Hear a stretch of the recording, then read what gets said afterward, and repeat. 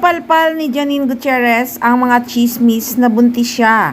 Sinagot nga niya ang isang comment sa intrigang buntis siya. Aniya nga ng aktres, fake news. High-waisted skirt ang suot niya nang dumalo sa birthday ng lolo niyang si Eddie Gutierrez.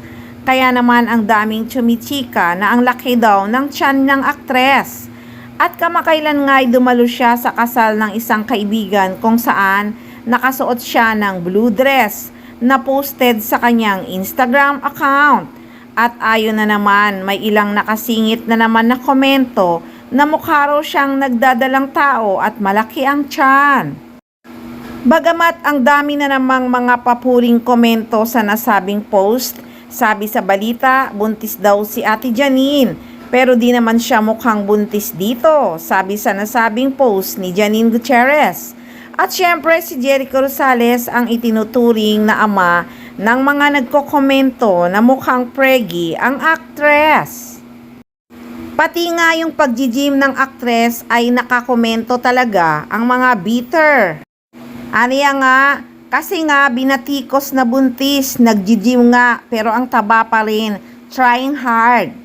Kasi exercise na, kasi nagkalat na buntis. Nakakahiya, lumabas tuloy ang kalandian, gaya-gaya, gym, dambuhala pa rin, walang ganap, laos.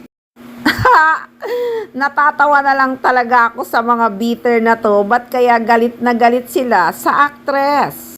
At sa isang komento nga sa kanyang Instagram post, isang netizens ang nagtanong kung totoo ang balitang buntis siya, na agad sinagot ni Janine Gutierrez ng fake news.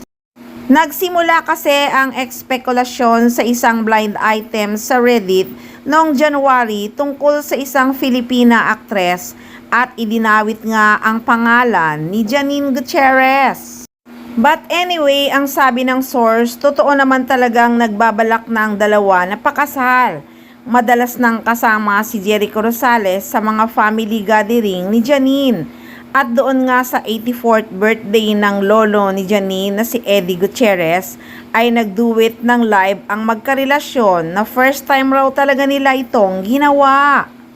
So ayun na nga, sinagot na ni Janine Gutierrez ang kumakalat na issue na buntis nga daw siya. Fake news nga daw ito. At ang nakakatuwa, ayon nga sa isang source ay nagbabalak na nga daw talagang magpakasal ang Ekonin. Nako, kaya siguro madalas makita ang Ekonin na dumadalo sa kasalan. Mukhang nagpaparamdam na sila na nga ang susunod na ikakasal.